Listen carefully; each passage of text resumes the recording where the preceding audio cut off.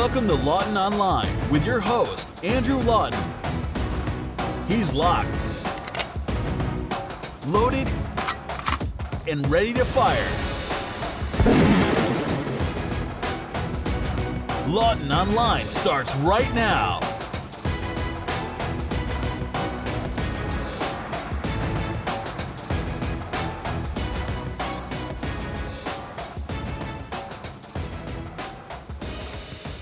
Hello, my friends, and welcome to you. This is Lawton Online here on TheRebel.Media, and it is an exciting edition of the program because this is the last episode until the end of the world. Well, if Justin Trudeau wins the election, that's certainly, I think, a name that we can apply to the result. But yes, this is the last episode of the podcast before the 2015 federal election, and you know what? I'm going to break the rule yet again that I made for myself, in which I said I wasn't going to talk about politics that much and talk for most of the show about the election and about politics. But I am keeping good on one promise that I made, which is to try to keep the discussion along the vein of relevant and unique. I don't want this to be about things you've already heard, things that anyone has said, and I don't want to talk about stuff that I've already said, that everyone else has already heard. I want to talk about things that are a little bit unique. And what's more unique than David the Menzoid Menzies wearing a niqab when he goes to the polls? You see, I love the advance polls. Not only do the advance polls give me the opportunity to vote earlier on in the process, so I don't need to worry about what's happening on Election Day, but they also give me, as a Canadian, the ability to observe some of the key problems in how the voting system works before Election Day. You know, maybe there's the chance of trying to fix the problems, although I don't think that's happening here. As most of you may know by now, I certainly hope you do, David the Menzoid Menzies, Rebel contributor, managed to vote without being asked to remove his face covering. A 6'1" white male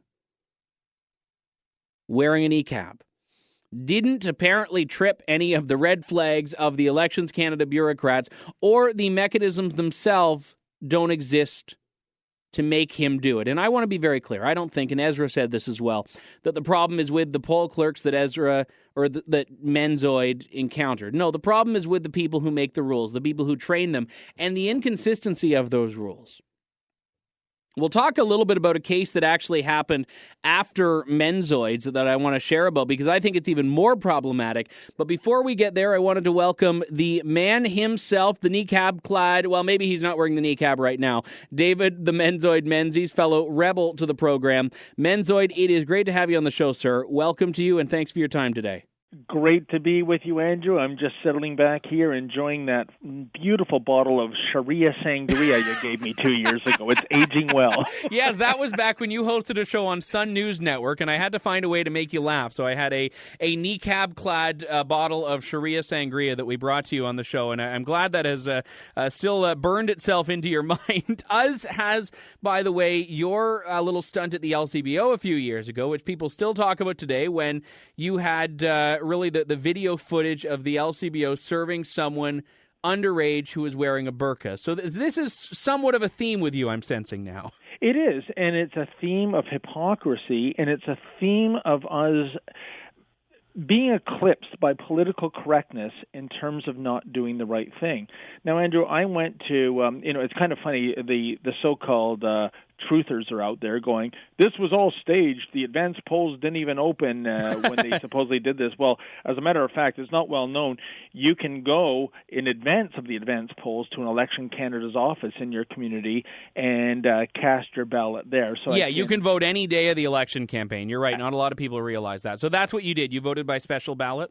I did indeed, and you write in the candidate's name and you put it in the box. And I don't want to, in any regard, vilify the people that were working at the Oak Ridge's Elections Canada facility. They were all absolutely incredibly nice, very professional. It's not their fault that the rules are the way they are. And here are the rules, Andrew.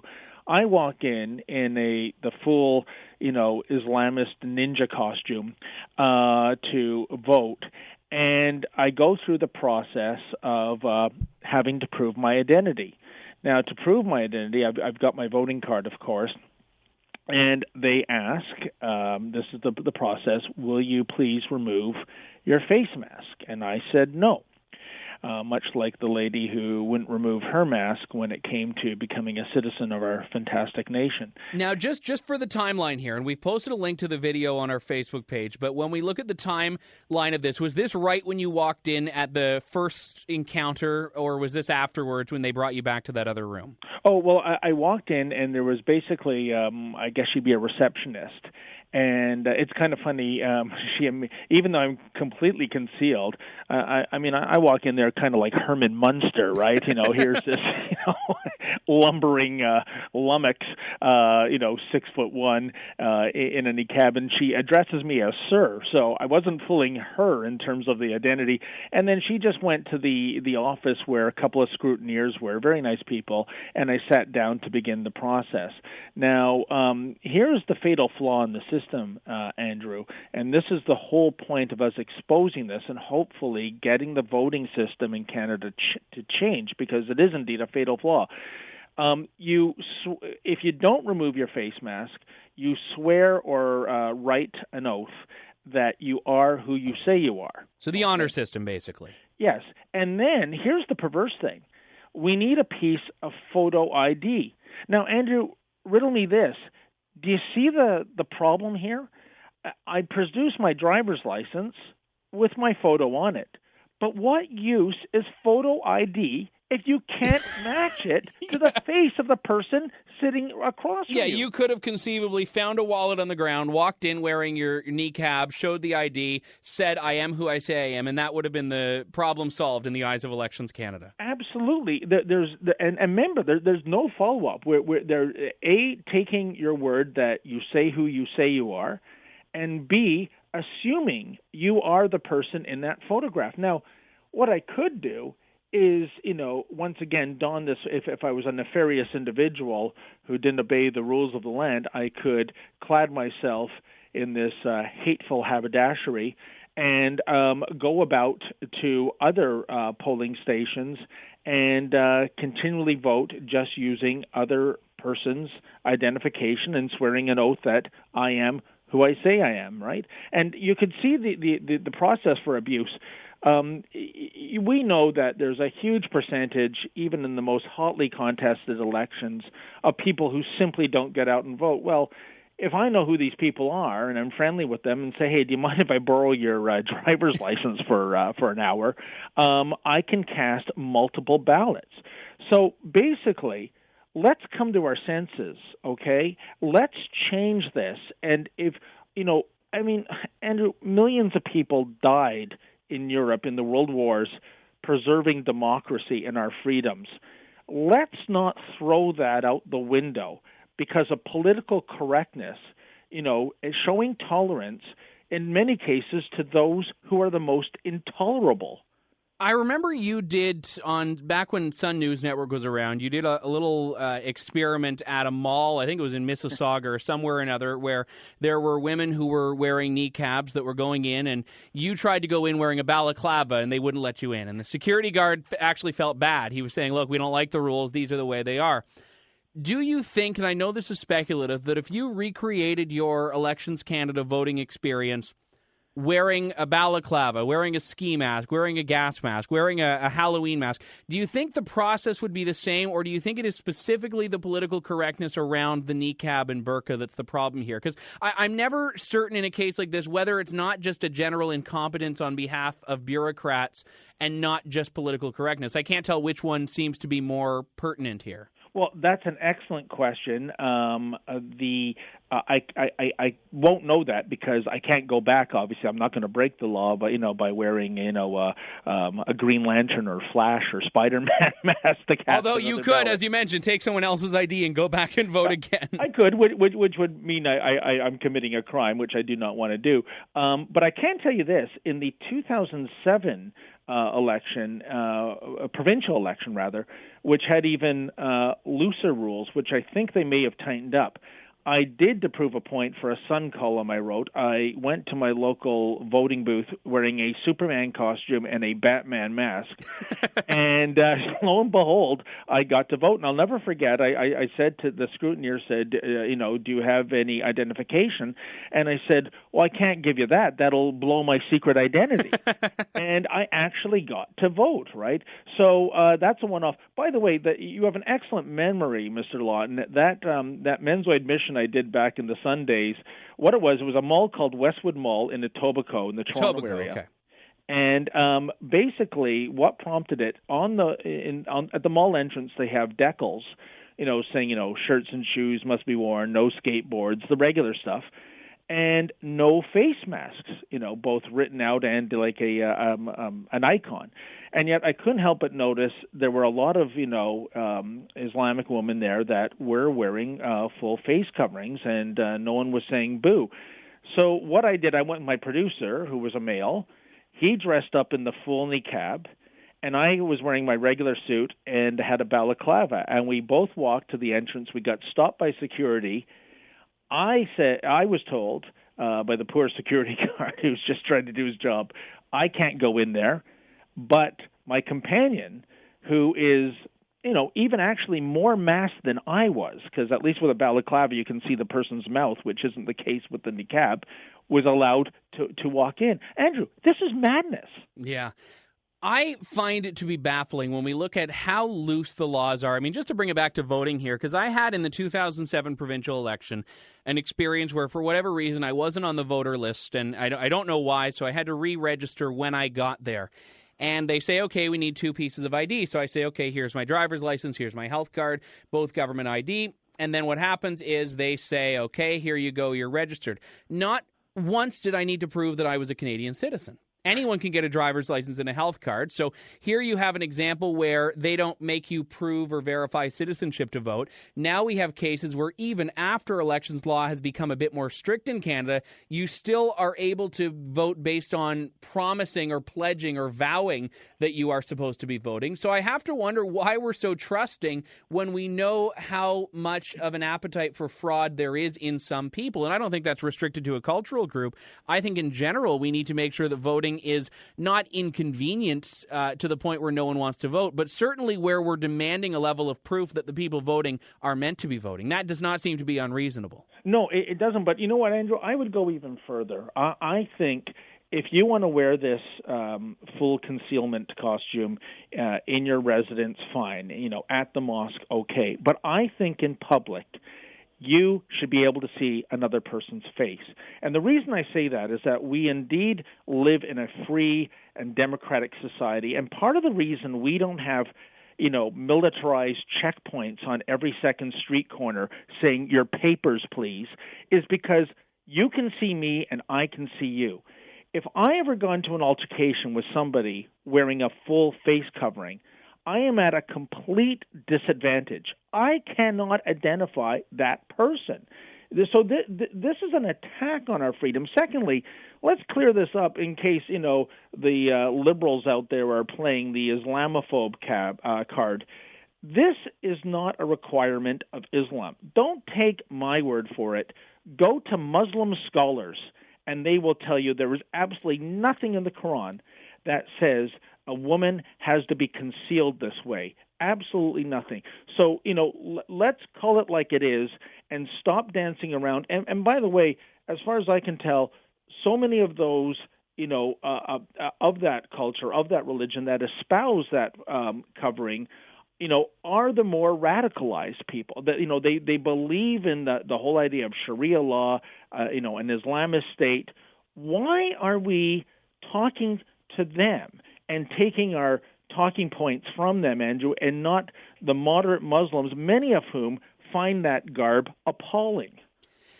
I think you raise a very valid question there, and one of the things that I do find to be particularly interesting here is that even the most ardent defenders of the niqab, people like Zanera Ishaq, for example, the woman involved in the citizenship court case, they all say when they support the niqab saying, okay, I am prepared to take it off for airport security. I'm prepared to take it off to identify myself. I'm prepared to take it off when I need to get my driver's license photo taken. They all say this to qualify their support of the niqabs. So why then are we not expecting them to take it off when they vote? And I don't think that would be an unreasonable request for us as a society to make when you are dealing with the fact that voting is one of the most integral rights to our society. We should make sure that there is still an integrity to the voting process. Yes, and you are putting a question mark on the integrity when you have a system that allows a masked person to take a vow, and they could be lying, and to show photo ID that you cannot match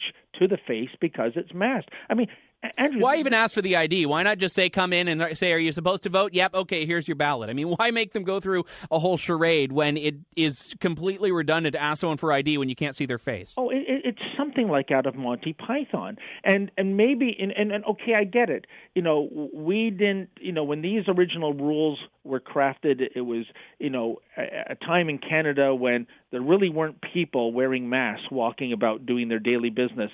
That's changing. And has changed. So we got to change the rules now. Much like, you know, you wouldn't get on a plane without unveiling. You wouldn't get a driver's license without unveiling. Let's get people, at the very least, when it comes to voting, to prove who they are by taking off their mask and showing that they are indeed the person that's on the voter card. David, the Menzoid Menzies, joins me on the line. You can look at the video at showyourface.ca, which brings you to the page at TheRebel.Media. David, always a pleasure, sir. Hopefully you don't have the Elections Canada police coming looking for you now. Well, thank you so much, Andrew. I'm going to go back to drinking my beautiful Sharia sangria you gave me. I still have the little bag of stones. It's in 100% mint condition. Maybe it'll be a collectible one day. There you go. Well, I look forward to the day. Always a pleasure talking to you, my friend. Now, on the note of that Sharia sangria, by the way, there's a picture circulating somewhere on the internet, I assure you. But it was a bottle of wine, of course, nothing but the finest, from the vineyards of Afghanistan, I believe. And the bottle is, of course, covered in a burqa. And it comes, as Menzoid just mentioned, complimentary stoning stones for those particularly troubling examples when the bottle doesn't do what you want it to. And, of course, every product needs a good marketing slogan. So Sharia Sangria, it's Allalicious. In any case, there's only one bottle. You'll have to ask Menzoid if you want a sip of it, because I'm pretty sure the Human Rights Commission would go after me if I started mass producing them. So I've only made the prototype to this day. However, what Menzoid said is shocking yet utterly unsurprising at the same time. What's more shocking is how many defenders Elections Canada has had. People say, oh, well, I'm sure if, 500 people in burqas showed up to vote in Eglinton Lawrence, then all of a sudden we would be more inclined to pay attention. But the fact is we're not. The rules themselves are written in such a way that even if every fiber of an Elections Canada poll clerk's being says this is wrong, they cannot do a darned thing about it.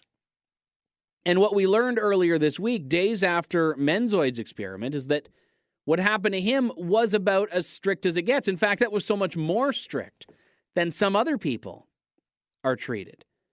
And I bring you to Exhibit B. Ilana Schneider from CIJnews.com, inspired by Menzoid's video, decided she would put on her $36 niqab, which she bought from a Muslim store in Toronto, I'm led to believe. She said, just on the note of the niqab itself, she said, quote, unlike the claim from Muslim women that the niqab is a symbol of empowerment and liberation, I found the garb suffocating and oppressive. I was hot and restricting, not to mention I could barely see because I had almost no peripheral vision, but that's besides the point. She brought her passport. She brought her voter's card. And the rule from the Elections Canada website that says, quote, if the elector does not wish to remove their face covering, the deputy returning officer will advise the elector that they must provide two pieces of authorized identification, one proving their identity and the other proving their identity and address, and then take an oath attesting to their eligibility to vote. If the elector, that would be Ms. Schneider, agrees to provide the identification and take the oath, the election officer will follow regular voting procedures. So she went to an Elections Canada office in Toronto, also for the advance polls. She saw a nice gentleman, she writes, greet her, asked to see the voter's card. She asked a friend to take a picture of her in front of the voting station. The man allowed it. They took a few pictures. She then went to the actual voting station. She approached a table. The two volunteers gave her a quick glance, she writes, and asked her to show them one piece of photo ID. She handed a driver's license, expecting that her identity would be verified by either the removal of the niqab or by the oath. This was the one that Menzoid did. But she said they didn't ask her a single question. Not only did they not ask her to take off the face mask, nor verify her identity, nor swear an oath attesting that she is who she says she is, but they just looked at her name on the voters list, crossed it off, handed her a ballot. Ilana Schneider writes, quote, "And that was it.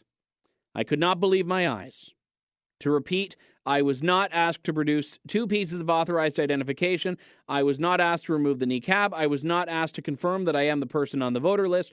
And I was not asked to take an oath attesting to my eligibility to vote," unquote. Not that the oath really matters that much. Anyone can take the oath. Anyone can say, yes, I am supposed to be here. And if they've already determined they're going to want to commit voter fraud, well, lying is probably not going to be that far up on their priority list of things they want to eradicate from their list of actions and choices.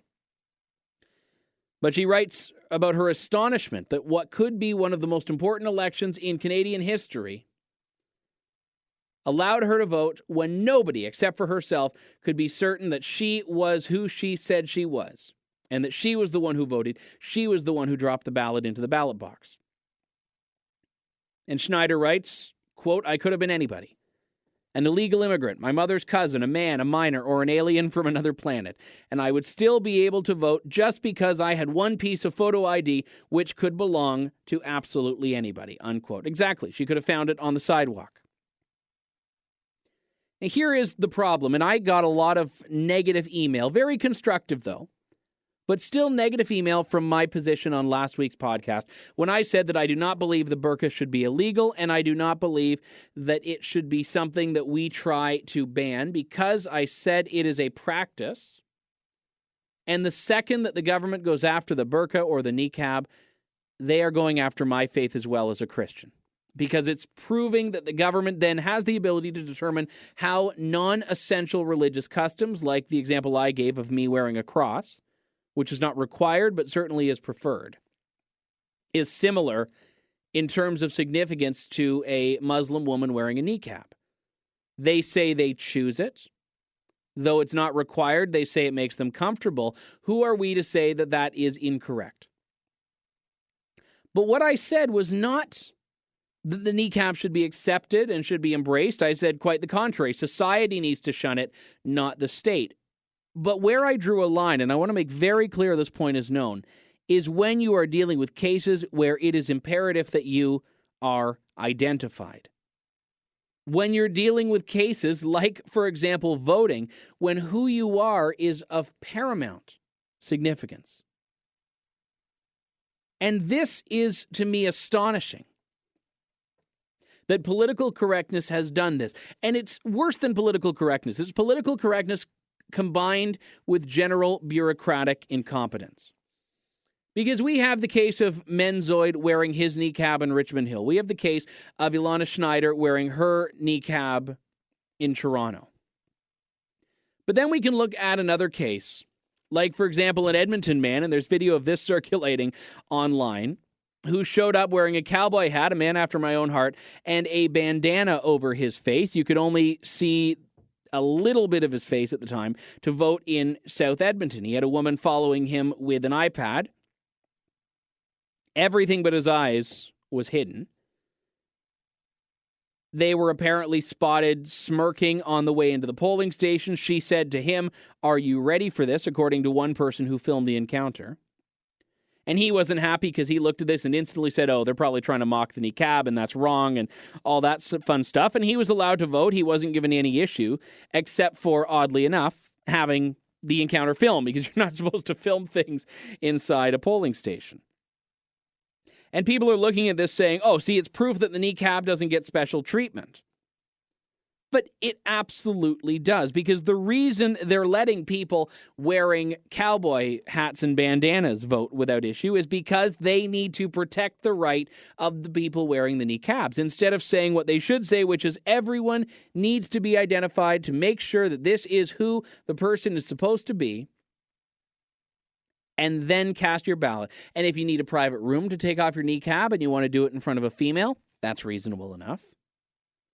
But no one wants to be reasonably accommodated. They want to downright change the rules. And that's the problem. It's the same as with the citizenship oath that Zanera Ishak has now become famous for. She did not want to be accommodated. She wanted the rules changed. And people are now trying to make a mockery of the voting process, which I find slightly uncomfortable. And, I actually toyed with doing something. Because I have a great military-issue gas mask. It was actually issued to law enforcement during the G20 protest in Toronto, and it was never actually used, and a friend of mine passed it along to me. And this was actually the gas mask that I used as a journalist who doesn't smoke pot to cover 420 rallies in London, my hometown of London, Ontario once. And I wore the gas mask just because I didn't want to catch any of the fumes. Now, the reason that I brought this up is because I have this gas mask, and I love it. I use it for, nothing of significance, really, but I still have it. And I almost wore that to go vote. Just to see, because this was the day after Menzoid's video was released, the Friday that the advance polls, or I guess it would have been the Friday the advance polls opened, because he did this in the special balloting, not in the advance polls. And I figured, I'll put on my gas mask, which covers my face, show up and vote. And then there was a part of me that was like, I really don't want to do that. To me, it makes a mockery of the voting process. And I realized after the fact, after I already cast my ballot, that the rules themselves have made the mockery of the process. It's not me wearing a gas mask that would mock the political process. It's the rules that say you do not need to show your face.ca to be given a ballot. That is where the mockery has come from. Now, I know now that it wouldn't have made much of a difference. I would have been asked to swear an oath, and I would have done it, and I would have cast my ballot just the same. So I know exactly what would have happened. And if not, then there's an even bigger issue, which is an inconsistency in the way Elections Canada is enforcing the rules. But we have other examples as well where this has been happening, like, for example, people in advanced polling stations in Quebec and Newfoundland over the last couple of days who have been voting while wearing full clown costumes, wearing potato sacks, dressed as mummers, and it's now basically becoming like an Let's Make a Deal episode when people are going to the polls. People are just putting on whatever crazy zany costume they can find around their house and seeing if they can get away with it. And Elections Canada now has to sleep in the bed that it made for itself. And to its credit, they're holding the line. To Elections Canada's credit, they're not giving in and starting to enforce the rules unevenly depending on whether they have someone wearing a niqab or someone wearing some zany costume. It's like those examples where a guy wearing a Pastafarian colander on his head is treated differently than someone wearing a hijab. No, at least they are enforcing the rules equally. But it's Elections Canada that's made the mockery of the process. Now, I want to make you think of something here if I can. If you see this in the course of your voting on Election Day, do not blame the clerks. Do not blame the poor poll clerks who are given their marching orders and told to stick with them. Do not blame them for this. The problem is with the bureaucrats. The problem is with the people running the show. And I would like to believe, especially if you tilt libertarian like I do, that you'll realize that the libertarian argument on this, and what I wish more conservatives would embrace, is that the niqabs should be socially unacceptable and legally acceptable. But the line is when you are using it as a tool, either intentionally or unintentionally, to shield yourself from the vetting that anyone else would go through. When you're boarding a plane, you don't get to keep it on.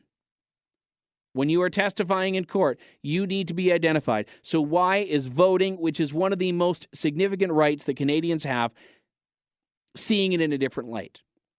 How is that at all acceptable? legally or morally. I'll give you a little bit of a hint. Come close, come close. It's not. We've got to take a quick break here. When we come back, I'm going to talk a little bit more about the election, but I'm going to focus on the bigger picture here, not on voting, not on Elections Canada, not on niqabs or burqas, but I'm going to focus on where the stakes are set in this election and why Canadians need to wake up and pay attention if they aren't already. But I'm sure you guys are on the good side. That's coming up in just a couple of moments' time here on Lawton Online on TheRebel.Media. Stay tuned, Canada. We'll be right back.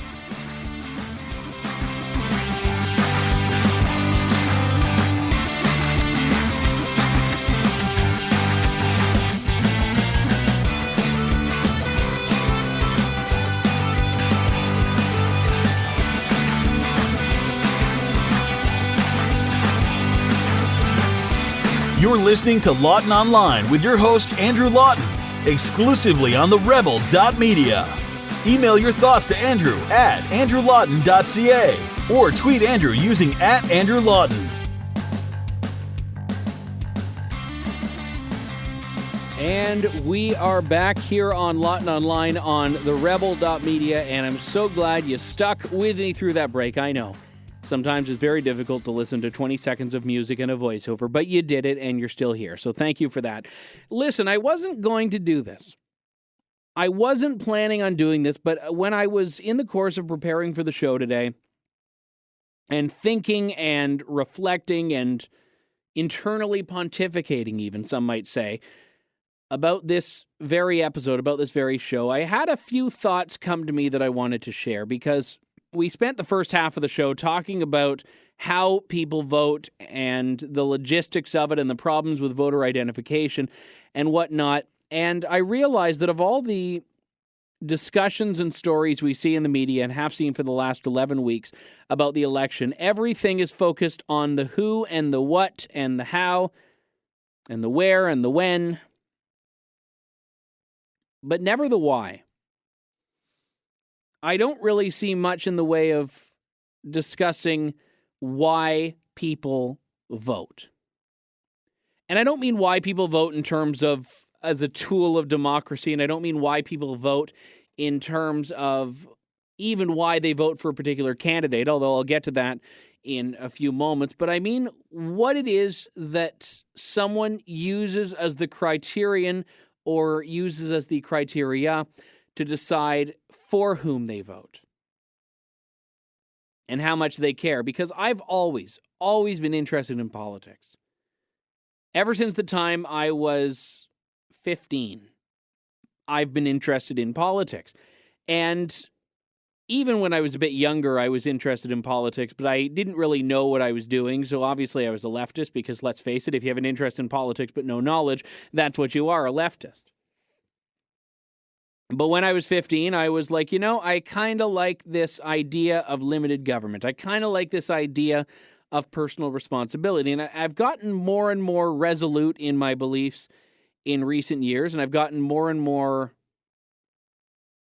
I'll say, evolved. And I don't even mean in terms of what I believe, although of course I think that's evolved as well, but how it is that I come up or understand or defend a position that I have. And I don't feel the need to list what I believe because, let's face it, that's what this show is about, me talking about things that I feel and believe and observe and think and all that sort of fun stuff. And if you ever wonder where I am on an issue, please just email me, andrew@andrewlawton.ca. But the reason I'm going on this road right now is because I want to get to the more fundamental question of why people cast their ballot for a particular person. Because I do have these romantic ideas about what elections are. I think elections are paramount. I think voting is paramount. And I think that the people in elections are entrusted with something so valuable. It's kind of interesting. I have met in my life so many members of parliament. So many cabinet ministers, so many MPPs, so many MLAs, so many political candidates, and I've met the Prime Minister on a number of different occasions. I've met ambassadors, I've met cabinet secretaries in the U.S., and I'm not saying that to brag. I'm saying that to tell you that even though it has become, in my line of work, normal, it's still so significant. especially with MPs, because MPs are the types of men and women that you can address on a first-name basis. If I'm talking to a cabinet minister, no matter how well I know them, with one exception who I know really well, and I've known him since before he was a cabinet minister, I'm saying, hello, minister, hello, minister. Thank you, minister. Thank you, sir. Thank you, ma'am. And even the one person that I know very well, whenever I have him on my show, I'm still calling him minister, and then off air, I'll call him by his first name. With MPs, these are people who quite literally are meant to be representatives of the people. The reason that the chamber in the House of Commons is green, that the carpet is green and a lot of the adornments, is because that's meant to be a metaphor for the earth, for the working class, compared to the Senate, which is regal red, as though it's representative of the crown. So I believe wholeheartedly that MPs are there to represent the people, as are cabinet ministers and the prime minister, although they have a much more significant role as representatives of the crown as well. But MPs are your average, everyday people. These are the politicians who, in their previous lives, were farmers. Some were lawyers and doctors. Others were office administrators. You have such a wide variety of MPs, and even if they're there for 2 years or 4 years or 4 terms, they have been entrusted with something that people in other countries would kill for. The ability to exist in a democratic system. And this is why I think MPs, first off, are deserving of a sense of respect of the office, as are prime ministers, premiers, MPPs, MLAs, etc. They all have, I think, what should be a significant enough role that we recognize and respect their office, even if not what they've done with it. But now that we know a little bit more about why it is that I take voting so seriously, I want to explain a little bit more about the what. What is it that we are voting for? Not who, but what is it? And there are a number of different areas that you can take this discussion. You can say, well, I'm voting for the person who's going to represent me in my riding of London West, of Eglinton Lawrence, of West Vancouver, Sunshine Coast, Sea to Sky Country, of Abitibi-Temiskaming, whatever the case may be. You can say I'm voting for a party whose platform it is I agree with. You can say I'm voting for a leader who I find compelling and who I find takes seriously the challenges and threats of this country. Every voter gets to decide. I think most people vote for party and leader, not for individual candidate, but people get to make that decision for themselves. It's not me that makes that call. It is people. But this is the first election that I've seen where there is a huge, unparalleled and unrivaled effort to vote against something. This is what Lead Now is doing. This is what the Anyone But Conservatives movement is doing. This is what the Stop Harper movement is doing. They're saying, vote against him. Vote against his party. Vote for anyone. Anything is going to be better. And the problem with this is that you have a profound level of disconnection between low information voters, the type of people who are baited into a campaign like this, and the actual democratic process. You have Green Party people who are losing substantially by this because, let's face it, if you're voting strategically, you're not voting for a Green Party candidate. You have ridings where there's a three-way split where all of a sudden some group of activists who loves David Suzuki is deciding whether we look at the Liberal or the Conservative as the viable option, and that's it. And then you have other ridings where they don't even bother. Because, oh, well, Conservatives going to win, we're not going to get involved. And people are almost led to believe that, you know what, it doesn't matter. It just doesn't matter what happens in that riding. Now, I get that not everyone is going to, after an election campaign, if their guy loses, look at the next person and say, well, I guess you run a better campaign. Good luck. Congratulations. Hope it goes well. I get that that's not going to happen. There is a lot of emotion and passion that goes into the political process. But wouldn't it be great if it could? Wouldn't it be great if we could look at policies alone and at the end say, you know what? We did our best. We thought that we were going to do it. We thought that we were going to sell our message to voters, but it didn't happen. So here we go. Good luck. Hope you do well with it. And we'll see you in 4 years. I don't think that's going to happen in this election. Certainly not in this election, where I think that we are headed towards some form of parliamentary or constitutional crisis, no matter what, but that's another issue altogether. So with that being said, and with strategic voting being such an abominable, I'll say, threat towards democracy, why should people show up and vote? What is it that should compel them to vote? I've said in my life that I'm never going to vote strategically. Now, maybe I'll change my mind later on. But the reason I say that is because I think that a strategic vote, for me anyway, is voting with my heart. Voting for a candidate or for a party or for a leader who is, in my mind, going to do the best job and stands the best chance of winning.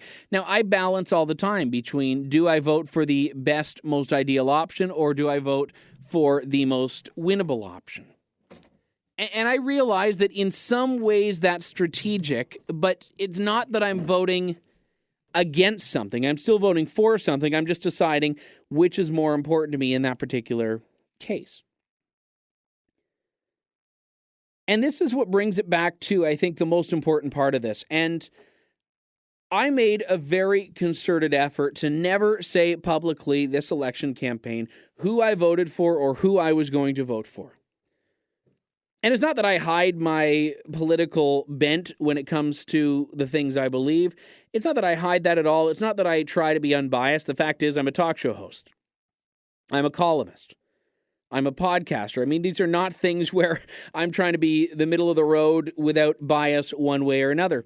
But because it gives me, I think, a sense of credibility, or at least an added sense of credibility, if I'm not saying specifically who I'm voting for in what riding. But what I did write in a column weeks ago that I wrote in my city in London in a local newspaper here was that I was voting for fiscal restraint. I was voting for a stronger Canada on a national security front. I was voting for economic know-how. And I listed a couple of other factors as well. And someone actually found this comment, not that it was hard to find, I was hoping people would read it. And what they did was they responded, and this is why it was so hilarious, with a statement that, oh, well, Andrew Lawton has no credibility. He said he's voting for the Conservatives. And I responded, I said, no, I didn't. I've never said I'm voting for the Conservatives in this election. And they're like, oh, well, you did in this column, you wrote this and this and this. And I said, well, hang on. I said I was voting for fiscal responsibility. I said I was voting for sound budgeting. I said I was voting for less government spending. I said I was voting for a stronger Canada. Are you saying that these are all things that are synonymous with the Conservative Party of Canada? And the person was just silent. Because they've just said, oh, wait, all of these things are conservative things. Now, obviously, I was having a little bit of fun. But at the same time, the reason I think that was so important is because so many people now could not tell you what a party represents except for their own beliefs about what a party represents. People are regurgitating ideas that they've read. And this is the first election campaign I've seen where political parties have been generating memes to assist them in the process of getting votes. They've been sending out graphics, putting out their quotes, putting out their sound bites and talking points in that way because that's how people are consuming information. People aren't reading through 1,000-page newspaper articles to get to the meat of a speech. People aren't listening to the full speeches. So we have a day and age in which low information voting is almost seen as the norm. And then we're faced with the question of how do we do something about it? And I say we don't. I think the decision needs to come from us as Canadians, but more importantly from us as individuals. We need to take control of the election process. And that, as trite as it sounds, is something we can do simply by voting. And the reason that I believe in the principles of conservatism, and I say that with a small c, that reason is because I think that any country that wants to succeed needs to be able to guarantee the utmost level of freedom to its citizens. Personal freedoms, political freedoms, economic freedoms, democratic freedoms, speech freedoms. These fundamental, unalienable liberties that we take for granted. These are the points that are integral to a recognition of what it means to be Canadian and what it means to be a small government Canadian, which is just something that I wear as a badge of honor. But unfortunately, Canada is not like that in so many different ways. You go to downtown Toronto, they welcome big government with open arms. You go to Vancouver, you go to all of Quebec, they welcome big government with open arms, especially in Quebec where they don't even want the personal freedoms. Quebec where they want censorship and secularism, state-mandated secularism, instead of religious freedom and religious pluralism. Now, that's fine. Quebec can do what's best in its own backyard. When we're dealing with a national strategy, we need to have freedoms. And this is where it comes back to this idea that I brought up before of whether or not it is appropriate to look at things like electability, which is admittedly, yes, a form of strategy when you are casting your ballots. Now, in my city, there aren't that many spoiler candidates, I must admit. We have in one riding a Libertarian Party candidate, and let's face it, some people in the Libertarian Party are absolute nut bars. Some people, like the leader, Tim Moen, who I had on last week, are actually pretty bright guys and gals, but most of the Libertarians are guys. And I sympathize with libertarianism as an ideology, but I never have with the political party. So there's one Libertarian guy. There's one communist guy, and certainly he's entertaining as far as the debates go. And that's about it. I think one riding in my city has a Rhinoceros Party candidate, but that's about it. There's not much outside of the norm that we're really seeing in the process here. So when we look at the significance of that, I think what this tells us is that we are having to play with a partial deck. We're having to play with the deck that we're dealt. But let's say that you're in a riding where you have a liberal, you have a communist, you have a conservative, you have a libertarian, you have a Christian heritage, you have an independent who says the things that you believe in, but you know that it's about whether the liberal, conservative, or NDP can win. What do you do? I'm a pro-life Christian. The Conservative Party of Canada has done absolutely nothing for me as a pro-life Christian, nor for my cause. If I want to vote for a pro-life party, my only option is the Christian Heritage Party. There doesn't happen to be a candidate from the CHP in my riding, but if there was, would I vote for them?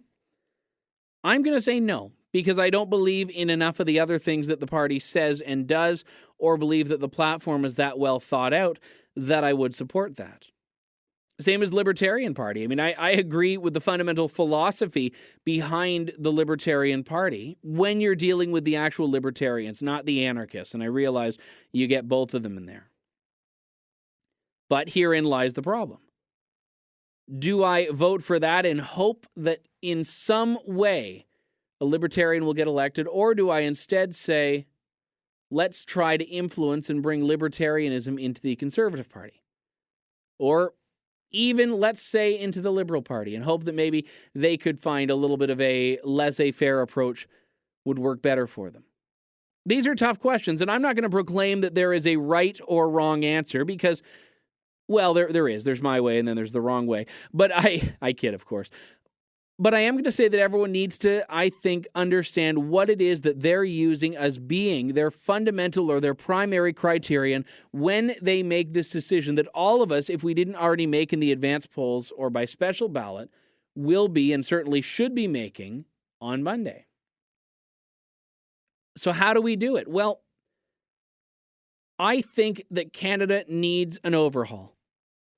And as a small c conservative, I think that the Conservative Party of Canada is way too moderate for my liking.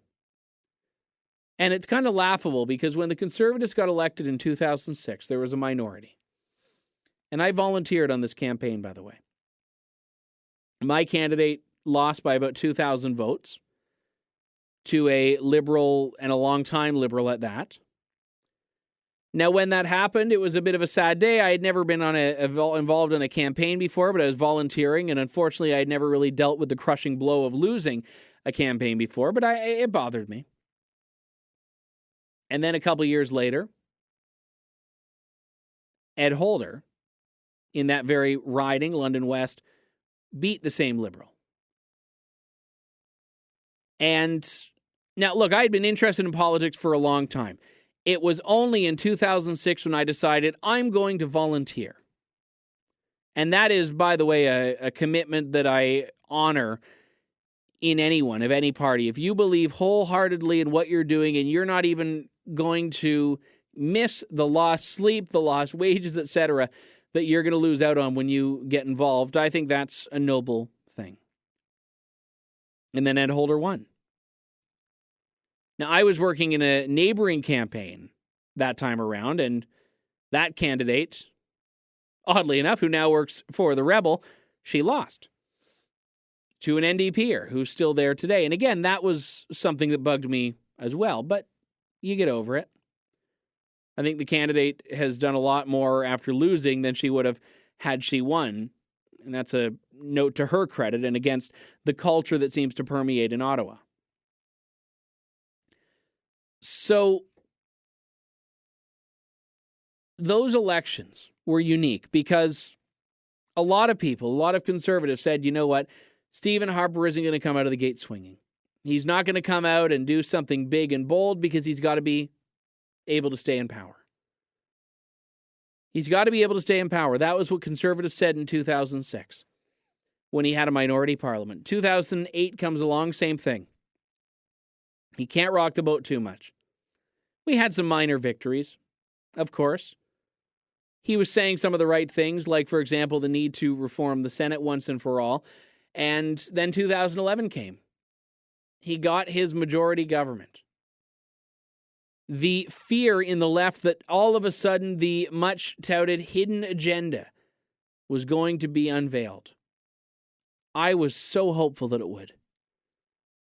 It's funny, as much as the left hated this idea that there was a hidden Harper agenda, I was thrilled at the possibility there was, because I was looking at a prime minister that was elected based on his conservative credentials, a prime minister who was elected based on a history of working in a conservative organization, the National Citizens Coalition, and beyond that, being a member of and a leader of the most conservative political party in Canada's parliament, the Reform and Alliance parties.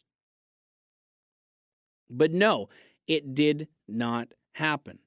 Instead, we got more of the same, which is this very lukewarm, very moderate version of conservatism.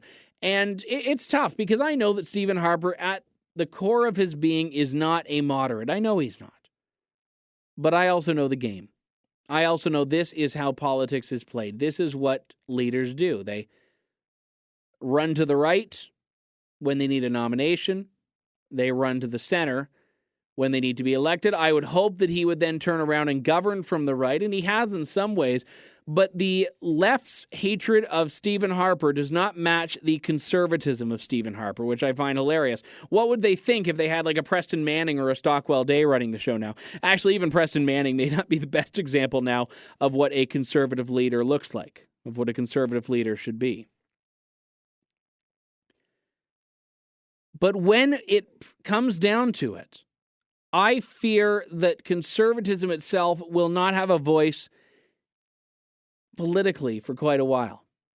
And the reason I can say that is because I have been an observer and I've been on the inside of the Ottawa bubble. I know how politics works up there. I've worked for the government in a partisan capacity, and now I get to criticize whomever I'd like. But there's no one on deck. You've had so many of the heavyweights, the people that could have been at one point groomed to take over the leadership of the party, they're all gone.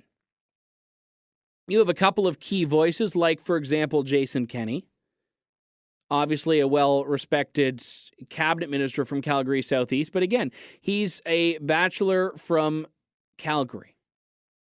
He's not the guy that is going to woo over the young families in Brantford as an example. In my view, anyway.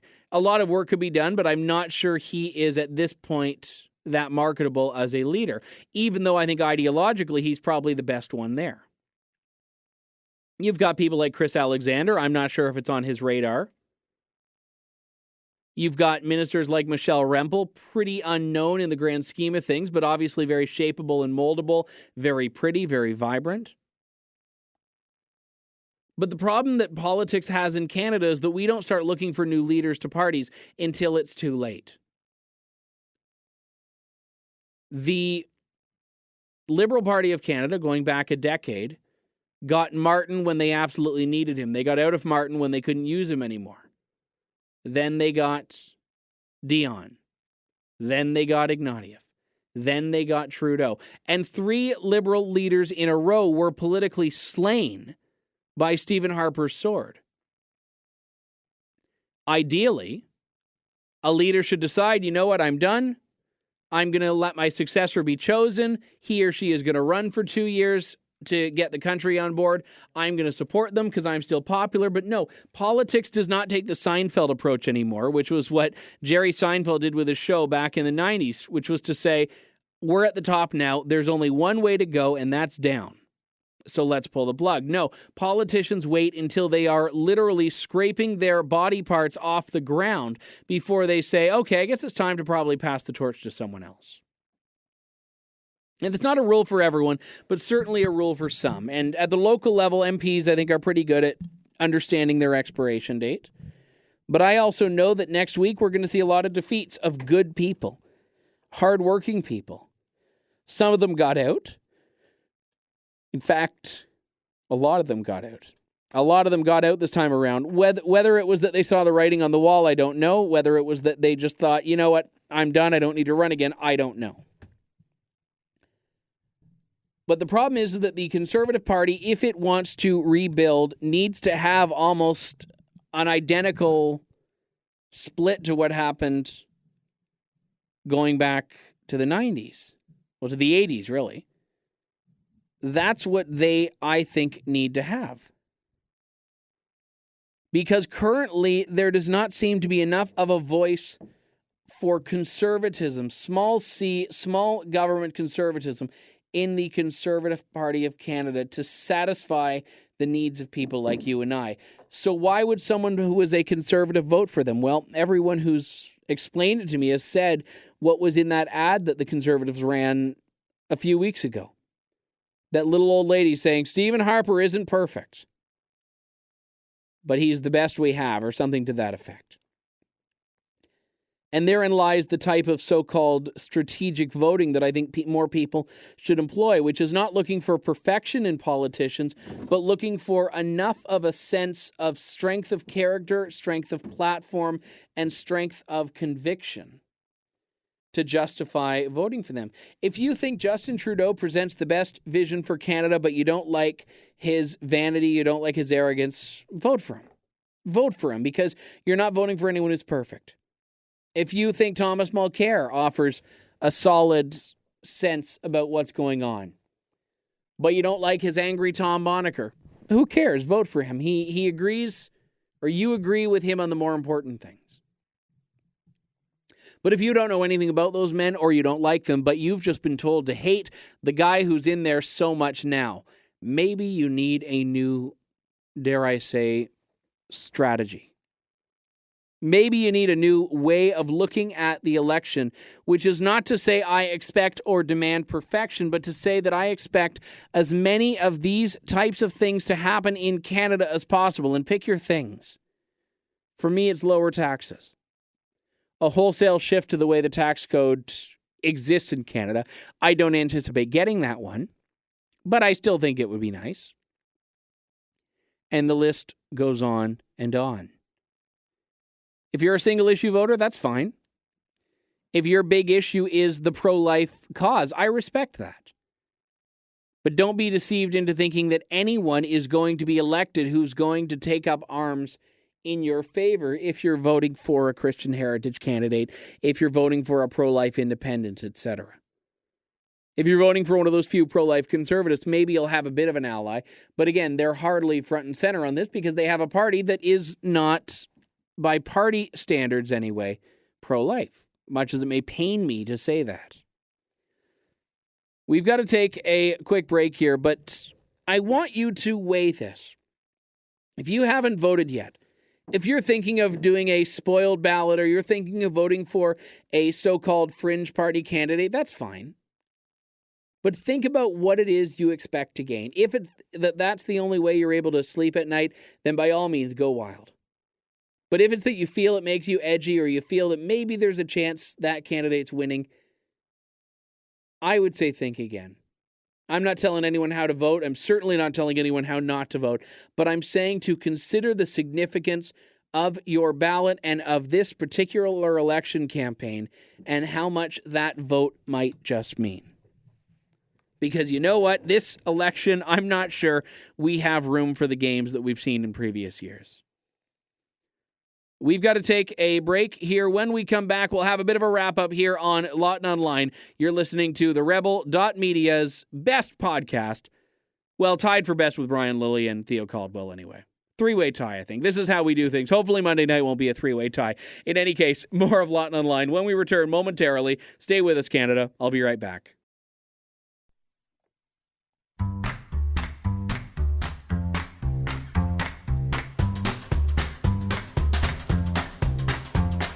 It's time for It Must Be a Liberal, only on Lawton Online. Scouring every corner of the globe for stories so outrageous, there must be a liberal involved.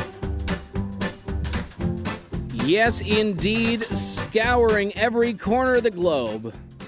From Edmonton to Ethiopia, from Niagara Falls to Nicaragua, bringing you the stories of absurdity and outrageousness so outlandish that there must be a liberal involved. And today we actually go to the bastion of liberalism itself, New England, where a New England man, specifically from Somerville, Massachusetts, has set up a website. Being an enterprising young man, of course, Kyle Waring's his name. The website is meant to help people who have the fall blues. Now, I didn't realize this, but apparently New England, not New Zealand, is known for its colorful fall foliage, and a lot of people, to the tune of $3 million a year in tourism revenue, flock to New England states to see the autumn foliage. Now, I would never, ever travel or spend money to see any Leafs, and that's including the Toronto Maple Leafs. However, people do this for a couple of weeks in October. That's the sweet spot, a couple of weeks in October.